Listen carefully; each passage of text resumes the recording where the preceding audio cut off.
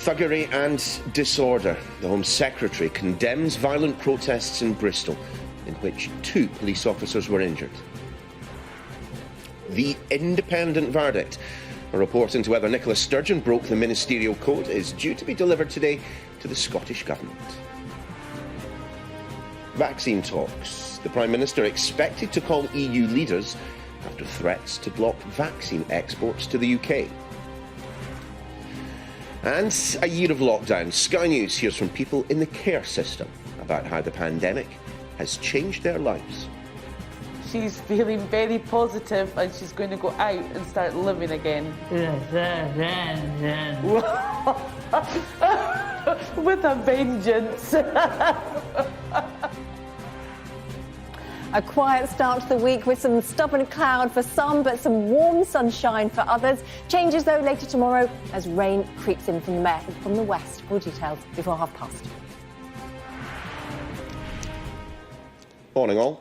A police station vandalised, vehicles set on fire, officers in hospital with broken bones. What began as a peaceful demonstration against the police and crime bill in Bristol ended in violence last night. The Home Secretary described events in the city as unacceptable. The Avon and Somerset Police Federation described it as unprecedented violence. Sky's Dan Whitehead reports now from Bristol.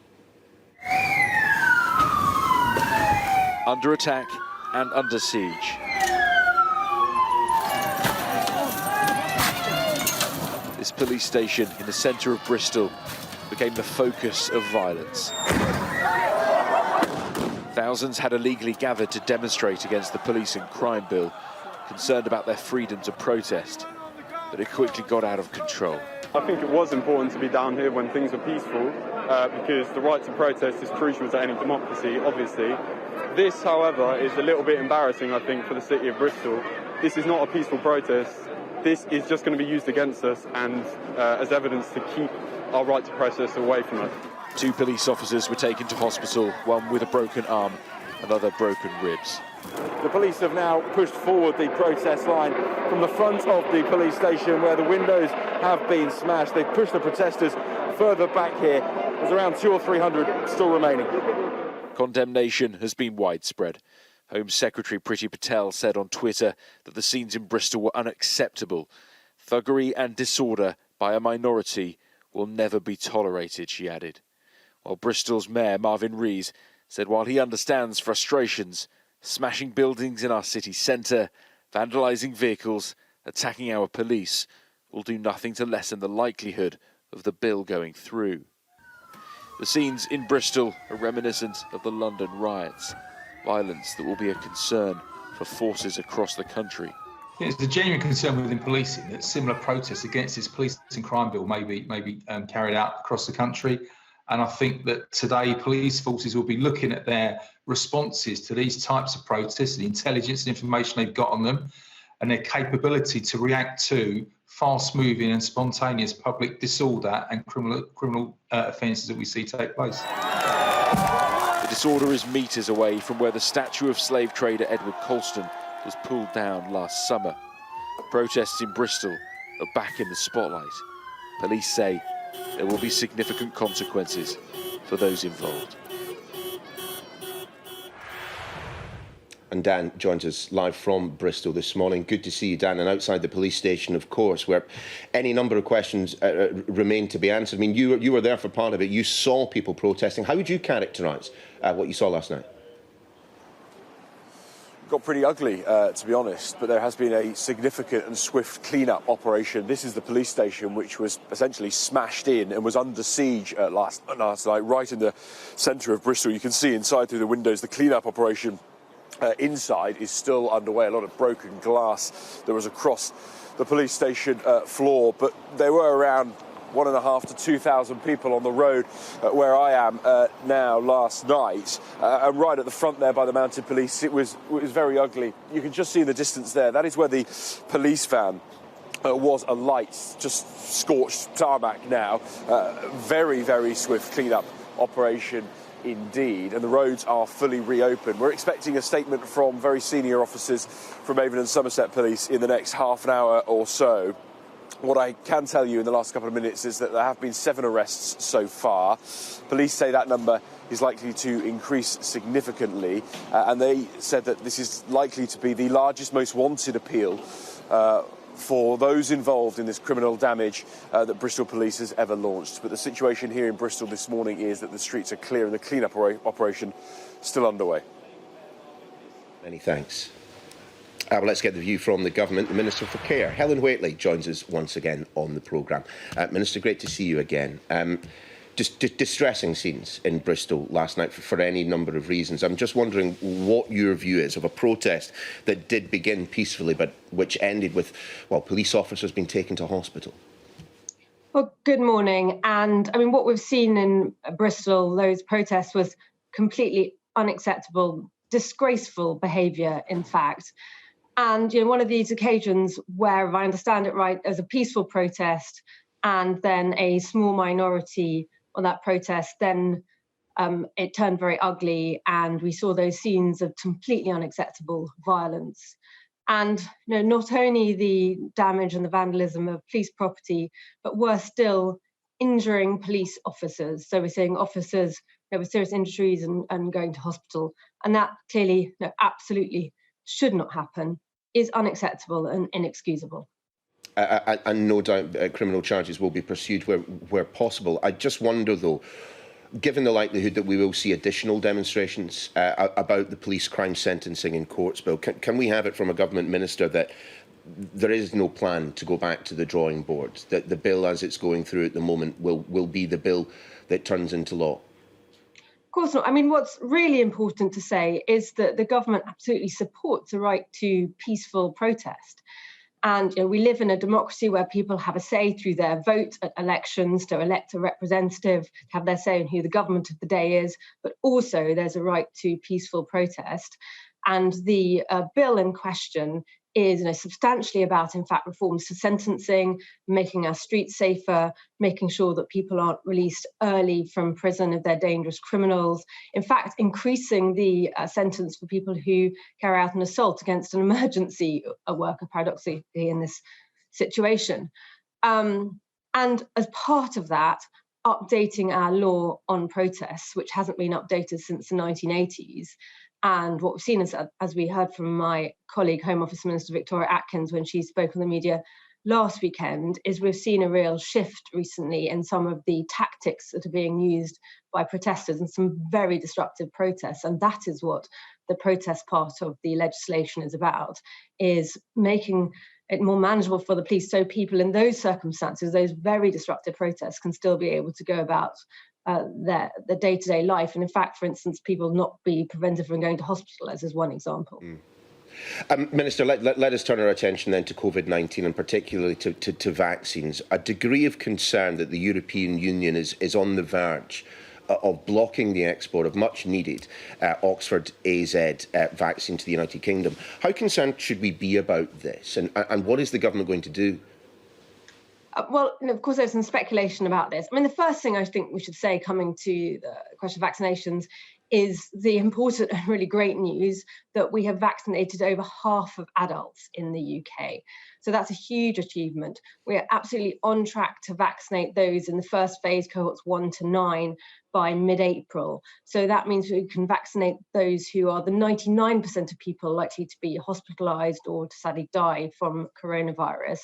And on Saturday, we had a huge number of vaccines. Over 844,000 people were vaccinated. So this is completely massive success for our vaccination programme. It is indeed. It's great news. It is great news. But we know from the government already that we were expecting a slowdown in the vaccine rollout. Any delay that is put in place by the European Union to the export of vaccines, that is likely to have an effect on it. So it is a real straightforward question. What can we say to the European Union right now to rethink? I mean, some people are suggesting that we might be on the verge of a trade war with the European Union. What do you make of that?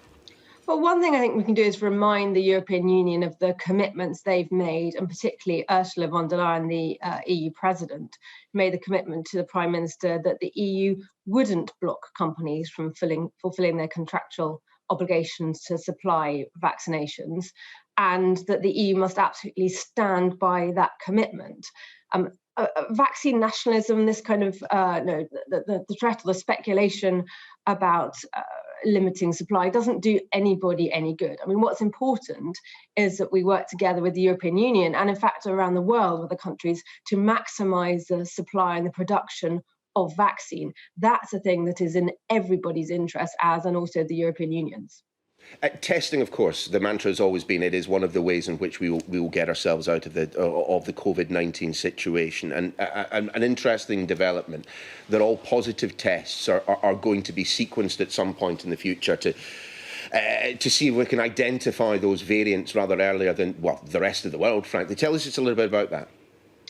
You're absolutely right. So we are trialling a new variants test that means that when somebody tests positive, in a very quick turnaround within 48 hours, we'll be able to establish whether their positive test is one of the known variants of concern. For instance, the South Africa variant, the Brazilian variant, or in fact, as future variants emerge, which is likely to be the case with the virus. And this is really important.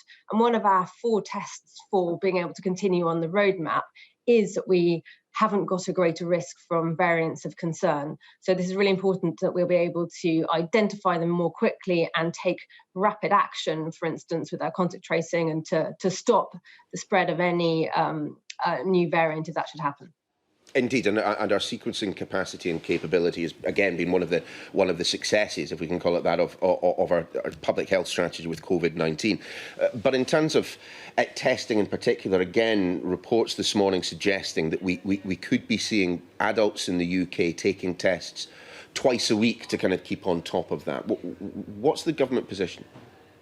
Well, I mean, we are now supplying tests so that a lot of people can take tests twice a week. For instance, if you're a parent with a child of secondary school age, as I am, you should be taking a test twice a week, and you can get a home supply of tests to be able to do that.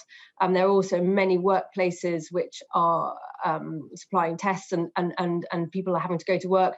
And I know very well from the social care sector and my work as care minister that we have social care staff who are testing themselves twice, if not 3 times a week. So there is also a huge amount of testing going on, because we know that the sooner we identify that something is positive, the quicker they and their contacts can isolate.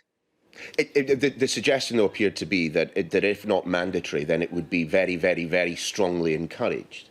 The 2 tests per adult per week. I don't have anything further that I can give to you on that. I mean, let me just reiterate that testing is a really important part of our tools that we have to control the virus. Clearly, though, the one that is making such a huge difference at the moment is vaccination, where we're seeing hospitalisation and death rates come down.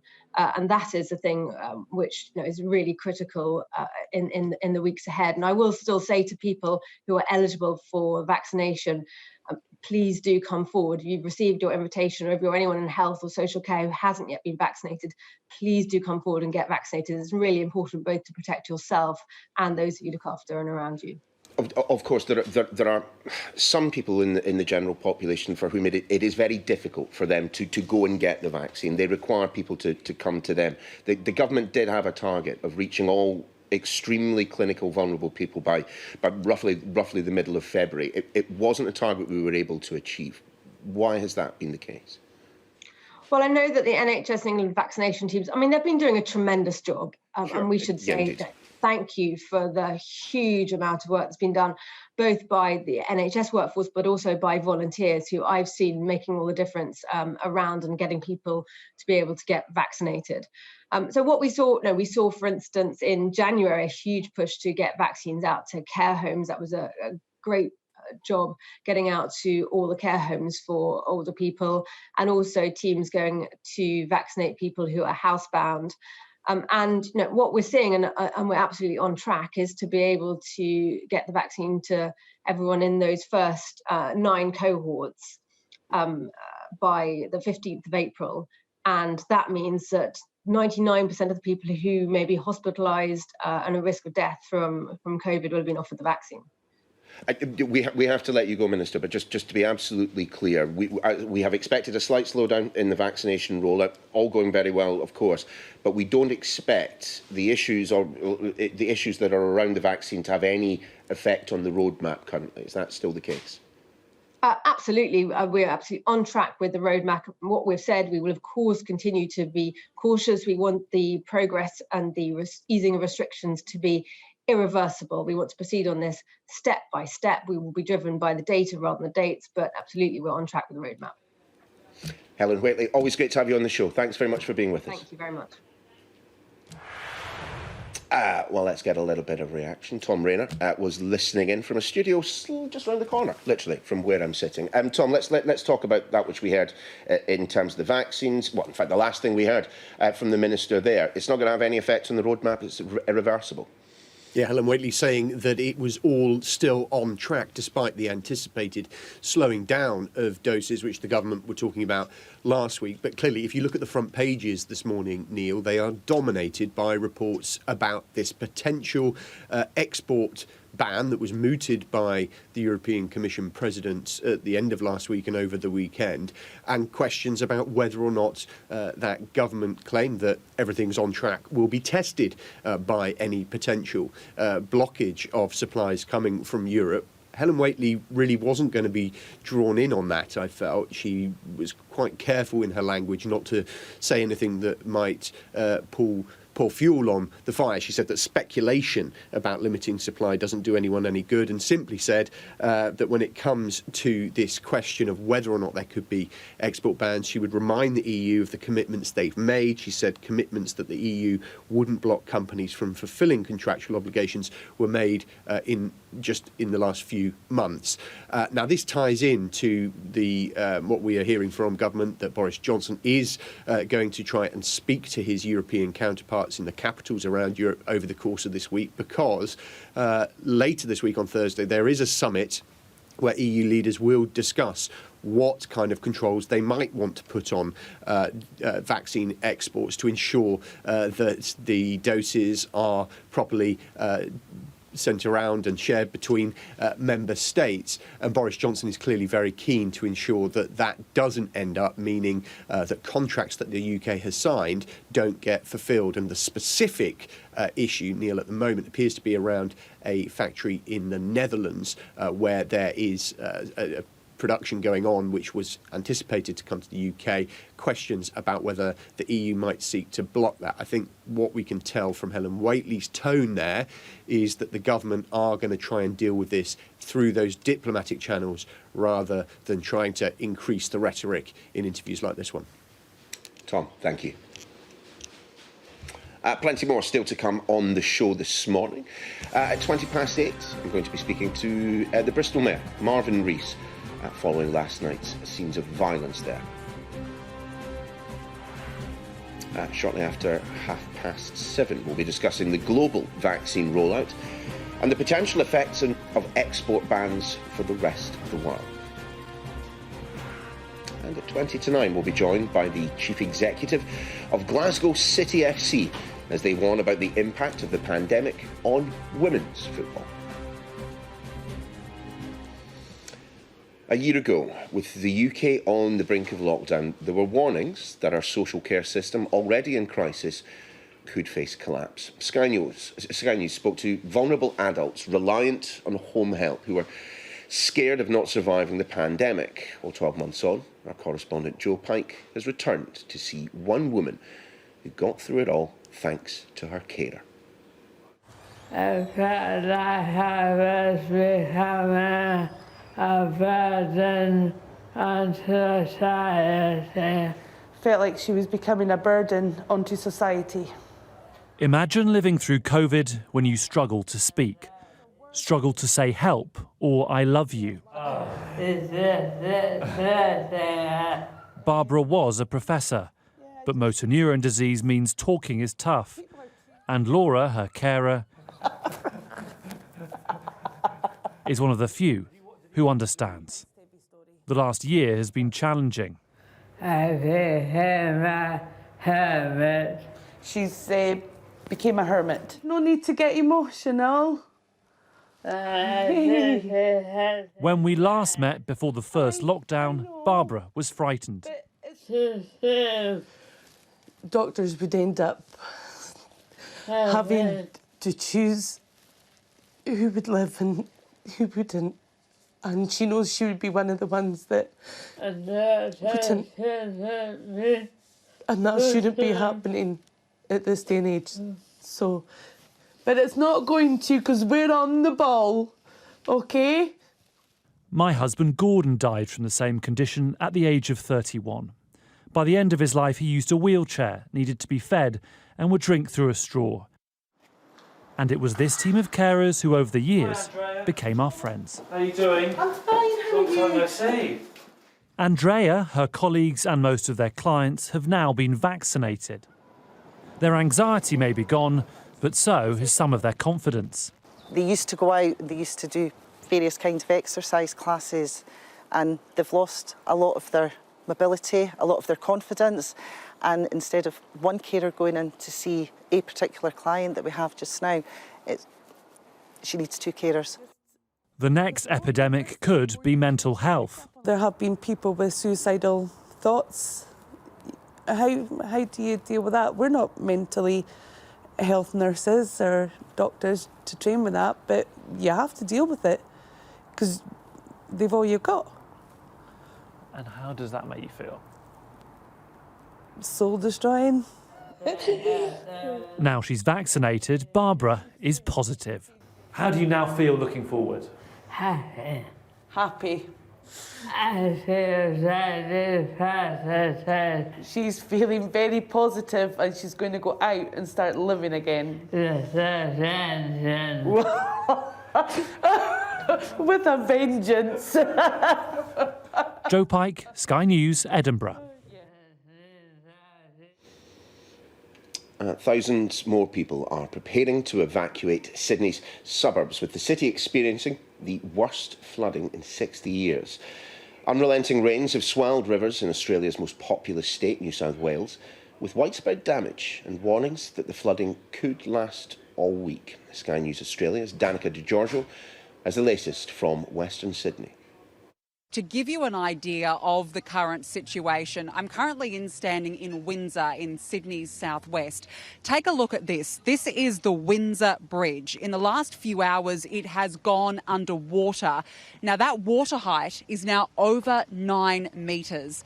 And simply it's going to get worse. That river behind me is expected to peak later this evening at around 13 metres. I've spoken to a number of residents here today as they tried to prepare their homes. They've been sandbagging, but really they don't know what they're going to come back to tomorrow. This is just one of the areas impacted right now in the state, as you mentioned.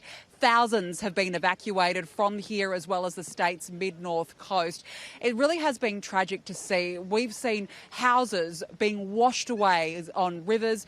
We've seen families displaced, people in evacuation centres not knowing what they're going to go back to. And we don't really have a damage bill at this stage because it's simply too dangerous to get out to these places. But what I can tell you is the communities are very resilient. But we have had the bushfires and now the floods, but they are determined to rebuild. A couple of the other stories today. An independent report into whether Scotland's First Minister, Nicola Sturgeon, broke the ministerial code will be delivered today. The investigation by lawyer James Hamilton has examined the First Minister's handling of complaints of sexual harassment against her predecessor, Alex Salmond. All this after a leaked report from a Scottish parliamentary committee said that Miss Sturgeon had misled Parliament. Sky News is launching a new show dedicated to climate change called The Daily Climate Show. It will follow our correspondents as they investigate how climate change is having an impact on our landscape and our lives. It is a crucial year for climate action. Ahead of the UN Climate Change Conference, COP26, the programme will focus on forensic data journalism, eyewitness reporting, expert analysis and solutions to the climate crisis. MPs will vote today on a so-called genocide amendment to the government's trade bill, which would prevent the UK from doing trade deals with countries found to be committing acts of genocide. It comes as China faces further scrutiny over its treatment of Uyghurs and other minorities. Let's speak to our Asia correspondent, Tom Cheshire in Beijing for us this morning. Good to see you, Tom. I mean, this is a topic perennial with governments in the United Kingdom. We know, of course, most recently the assertions of the Chinese government's handling of the Uyghurs, but it does rather seem that it is a bit of a stretch to imagine that trade between the United Kingdom and China is coming to an end anytime soon. Yeah, exactly, Neil. I mean, this is obviously not aimed at China specifically, this so-called genocide amendment clause. But given the international outcry over China's treatment of the Uyghur Muslim minority and other minorities in Xinjiang in the northwest of this country, given the fact the US has called it a genocide, and given the fact today we're expecting the EU to apply sanctions to Chinese officials they say are complicit in human rights abuses, there's a lot more pressure on the government to do something. We saw in the Defence Review last week that they were eyeing up China as a strategic competitor, but that trade was going to be very important between the two countries. What we've had since then is pushback from Parliament, both with this bill, which has been bouncing between the House of Commons and the House of Lords, but also a Select Committee report last year looking at supply chains of UK companies and how products from Xinjiang end up in the UK. They also called the government to apply sanctions on Chinese officials.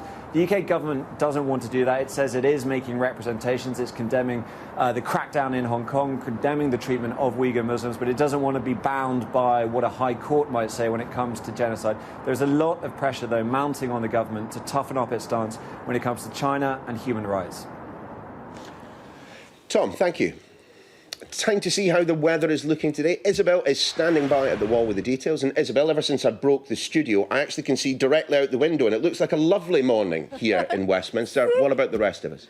Win-win. Yeah, lovely, actually, for some this morning. And I'll tell you something, actually, because we had a northerly breeze yesterday across eastern parts, it didn't feel that warm, but today temperatures will be up about 3 or 4 degrees on yesterday, so very nice where you have the sun. Let's take a look.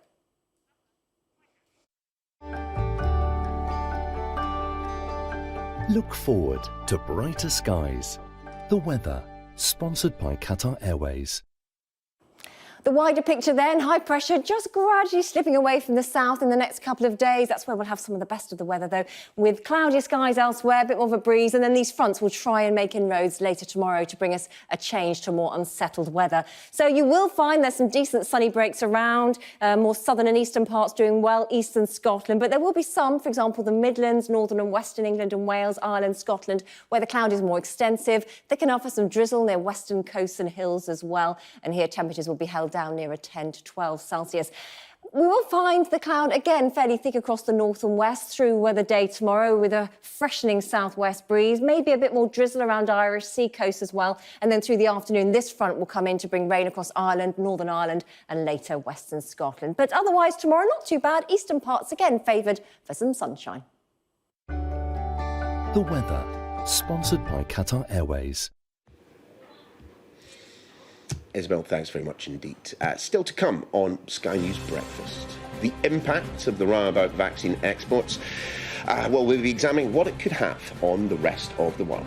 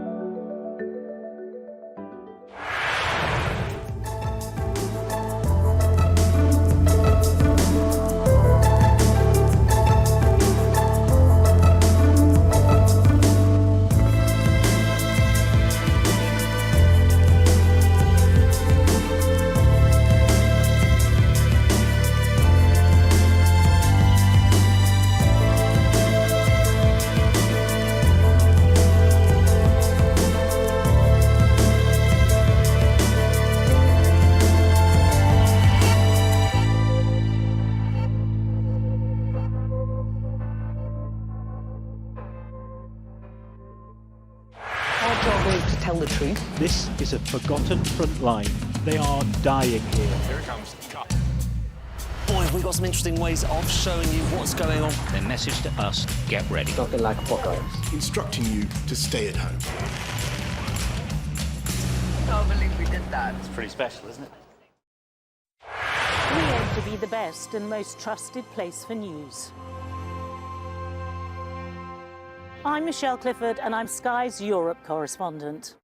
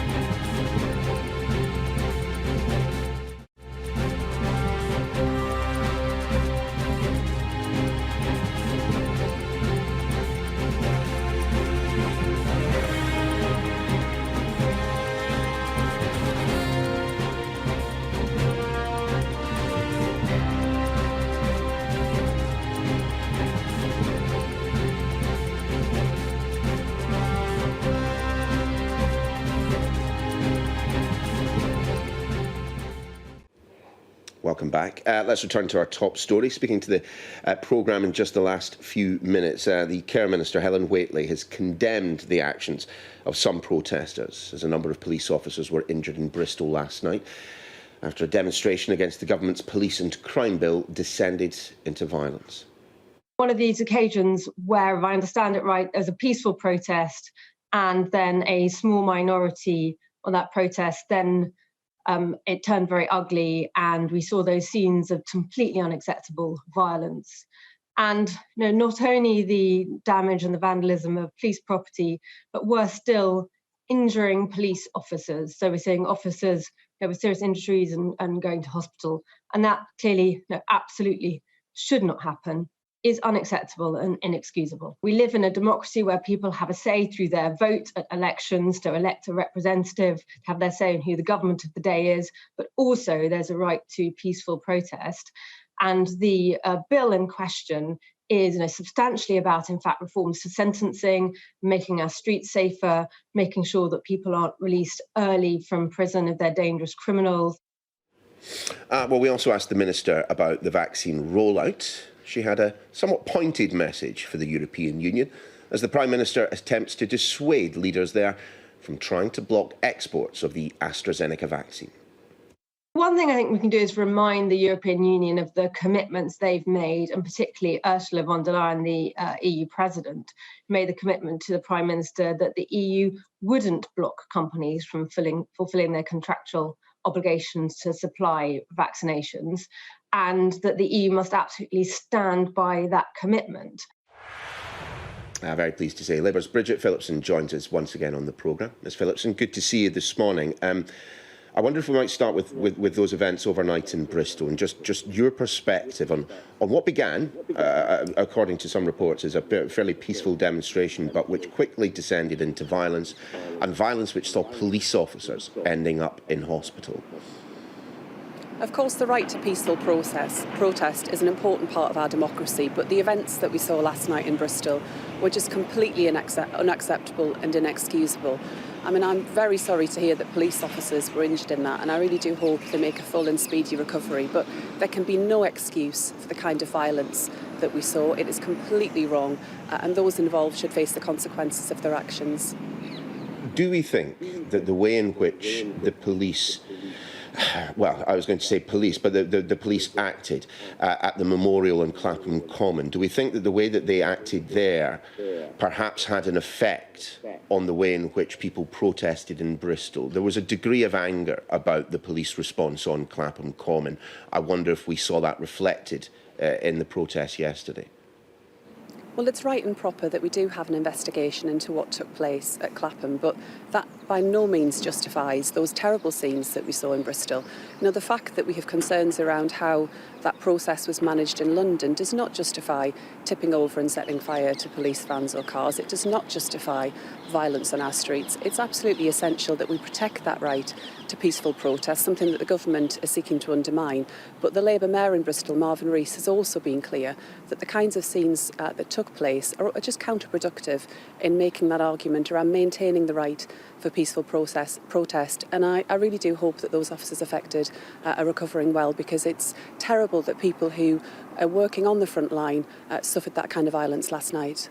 Indeed, and Mr Rees is on the programme in just a few minutes' time, so we'll be putting some of those points to him. But I just wonder, just in terms of the broader discussion around the police crime sentencing and courts bill, I mean, should what we saw yesterday lead to the government going back, at least in part, to the drawing board on that particular piece of legislation?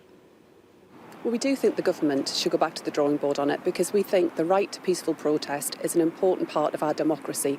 People should be allowed to express their views when they're upset, when they're angry, when they think the government has got things wrong. That's absolutely essential in our democracy, but that doesn't excuse violence or criminal behaviour. So I don't think what we saw necessarily connects to what the government has been doing, which has been an attempt really to suppress that freedom of speech that we all have. But as I say, there can be no excuse for violence. That is not what we're talking about. Peaceful protest is important. It's a vital part of our democracy, but we can't allow people to get harmed in the meanwhile. Just before we move on to Labour's plans for the High Street, there is, of course, a vote on Thursday about the extension of the COVID-19 restrictions. What is the Labour Party position in all of this? Will you be supporting, will you be essentially allowing that extension until the end of September that quite a few on the Conservative benches are pretty unhappy with? We'll be looking carefully at what the government will be asking us to vote on. That's not completely clear. I mean, throughout this crisis, we've sought to behave as an opposition that are constructive in the way that we approach this. We do recognise that it has been necessary to put in place restrictions in order to get to grips with the virus. We've got the vaccine programme rolling out, so we know that there is light at the end of the tunnel, and that's wonderful. But we do need to tread with caution and with care and make sure that we don't see all that incredible work start to unravel. So it will be necessary, I believe, to make sure that we've got the right level of protection in place in order to make sure that we can continue to suppress this virus, and that we can all, before too long, get back to some semblance of normality in our lives. Yeah, that getting back to normality, I mean, I can see from the window, I can see from the shot, it is a beautiful day in Westminster. And as the temperature starts to get warmer, the days get longer, let's be fair, we are all of us looking at the end point of this battle against COVID-19. So tell us just a little bit about the plans for the High Street. Clearly, there needs to be an awful lot of investment, or at the very least focus, on getting the retail sector back up and running. Yes, I mean, the pandemic has been really challenging for many of our high streets and small businesses, but we know that there were big problems there even going into this crisis. So over the course of the last 10 years, it has got harder, and our high streets are an absolutely central part of all of our communities. They're the beating heart of our communities, and I know that people really value them.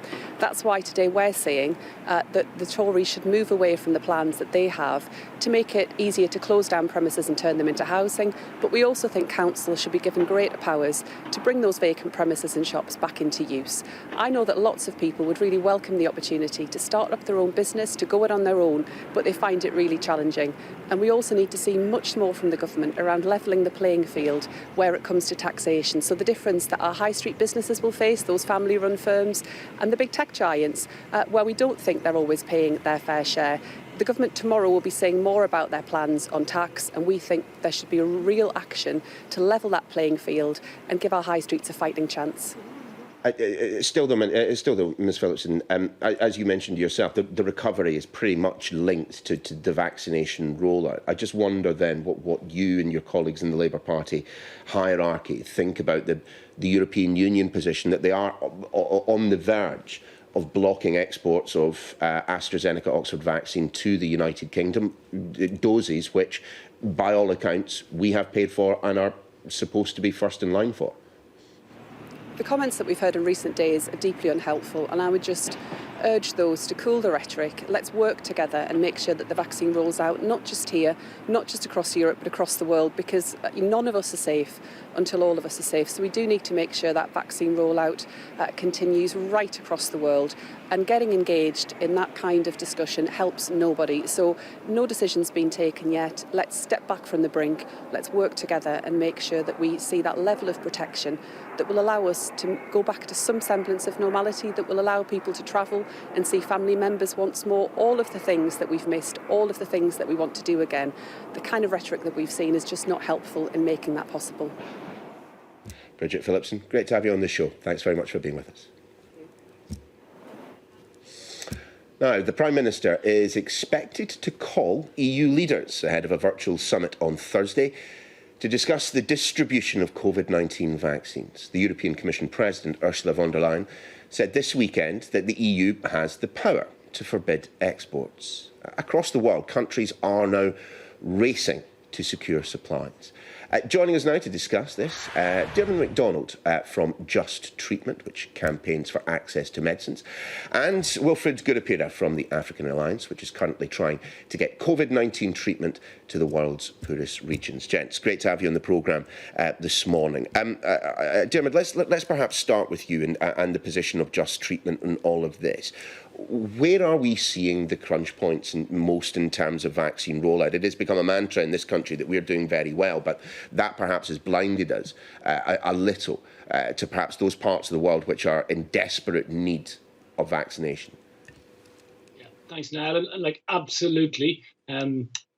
All across the country, there was concern last week when we heard that there might be a delay in some of the supplies of vaccines coming through to keep that rollout going at the pace that we've seen. And really, that hiccup was an absolute drop in the ocean when you compare it to the kinds of challenges countries around the world are facing with a lack of access to vaccines.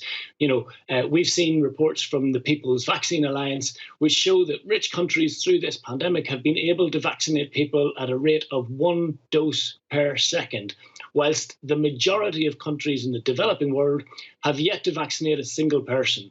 And so we're seeing this yawning chasm open up between the rich world, which is largely speaking getting vaccinated, and the developing world, where people are being made to wait for months, and many countries expecting it to be years, if at all, before they get a significant portion of their population vaccinated.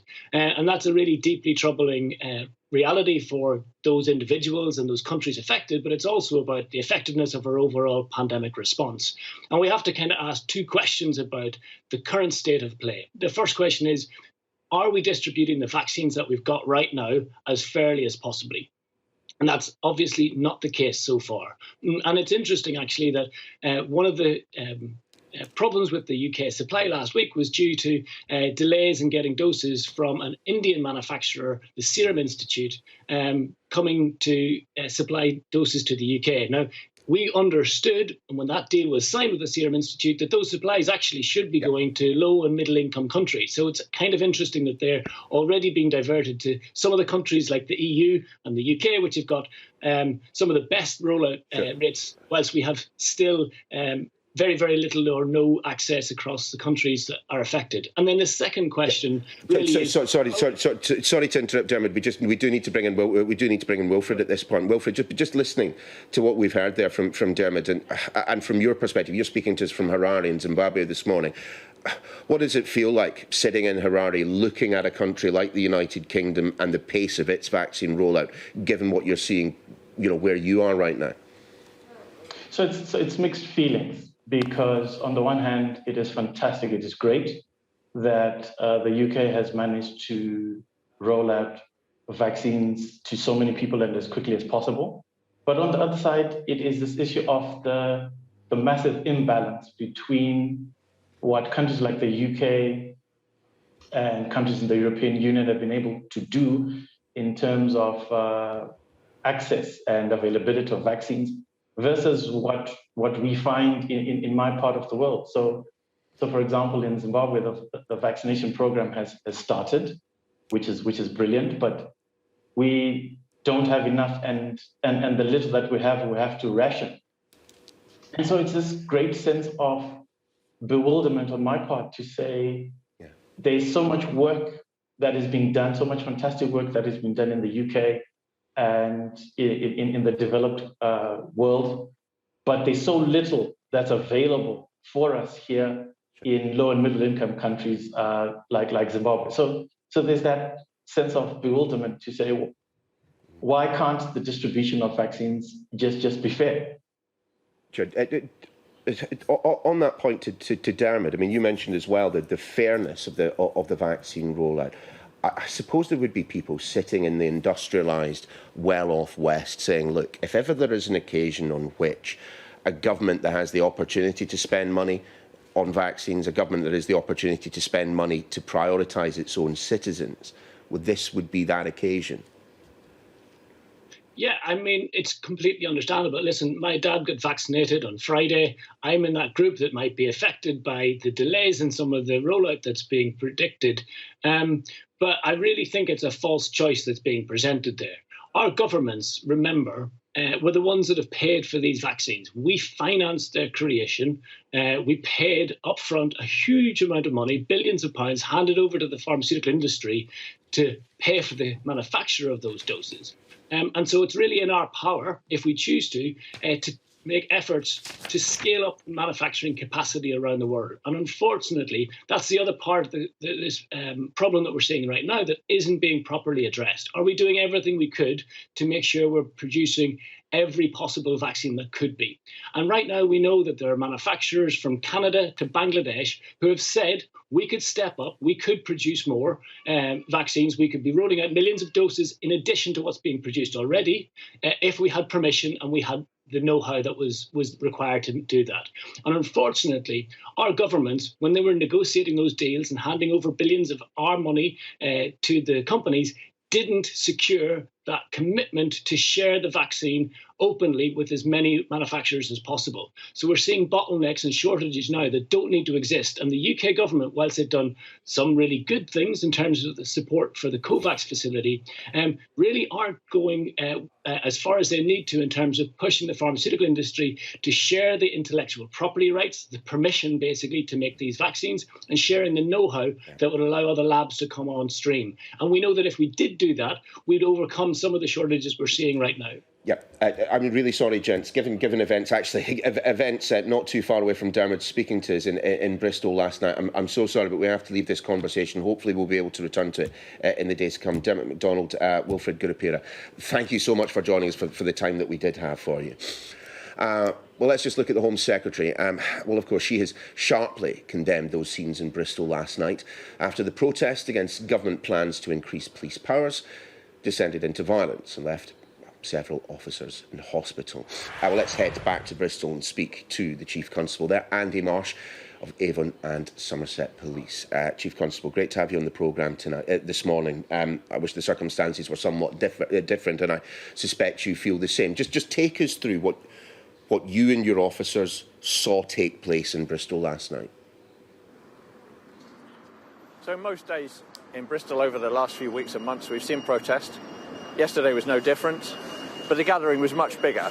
So up to 3,000 people gathered at College Green. They marched down through the city, and a group of 400 or 500 ended up protesting where I'm standing now, outside the Bridewell police station. And let's remember, this is a neighbourhood base.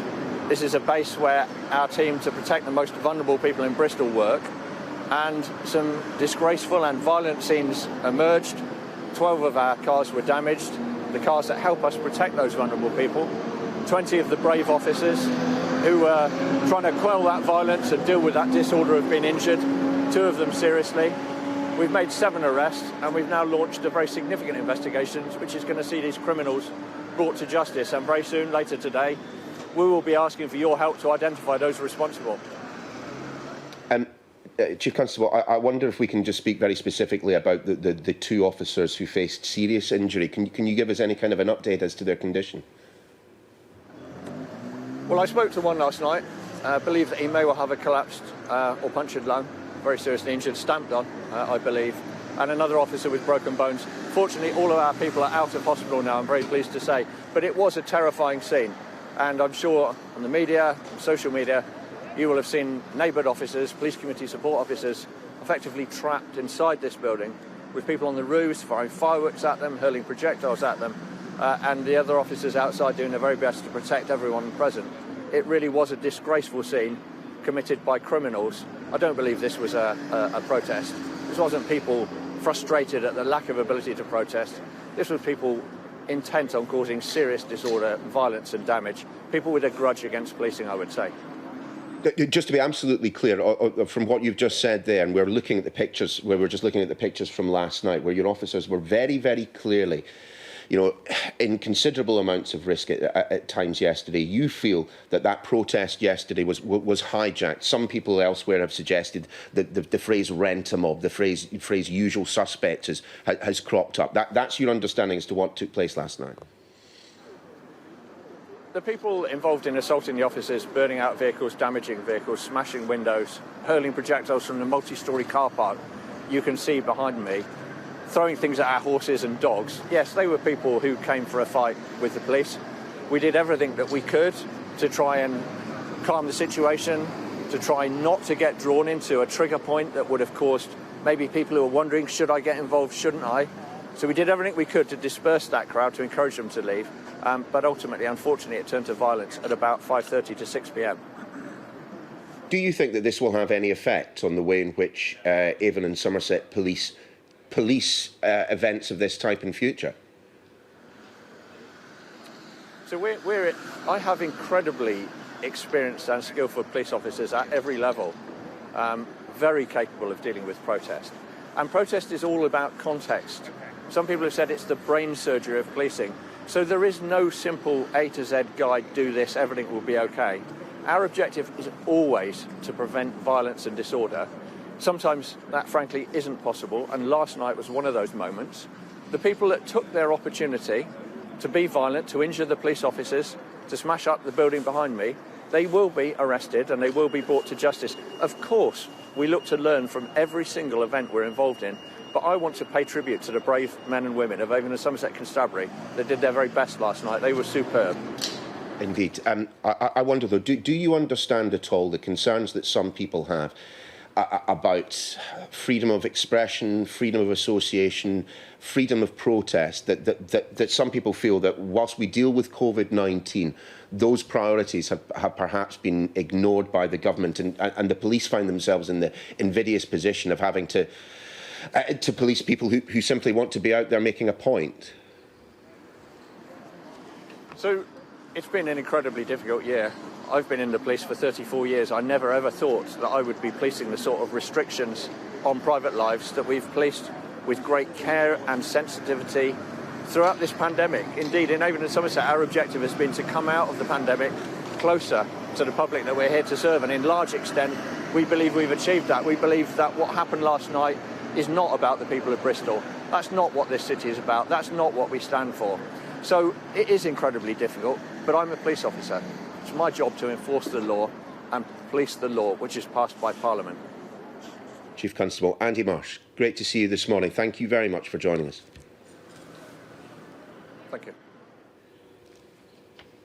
Did you know that reducing pollution outside of school can help stop toxic air getting trapped in our classrooms? Some fine weather today with some warm sunny spells. Temperatures higher than recent days across the southeast as we've lost that northerly breeze. But there will be areas of cloud, particularly across the north and west, thick enough for a little bit of drizzly rain near exposed western coast. And temperatures will be a little bit lower across the north and west through the day. Now, as we look at air pollution, the levels are low just about everywhere. But in more urban areas and busy roads, I think it could well be moderate at times. But generally speaking, quite good air quality in the week to come. The Air Quality Report, sponsored by Philips Air Purifiers. Well, let's get our money's worth from our political correspondent Tom Rayner this morning. Tom, we've been speaking to the Care Minister, Helen Whately, not the most senior member of government to appear on the programme, but she has given us an idea of where this battle with the European Union is going next. Yes, and I think it's going in the diplomatic direction as opposed to a ratcheting up of tensions, given what she said this morning. The front pages indicate that we look set to be in what amounts to a sort of trade war when it comes to vaccine export bans being imposed by the EU. But it was quite clear that Helen Whately said that while she wants to see the EU follow contractual obligations, she didn't think that speculation at this time was any good for anyone. Tom, many thanks indeed.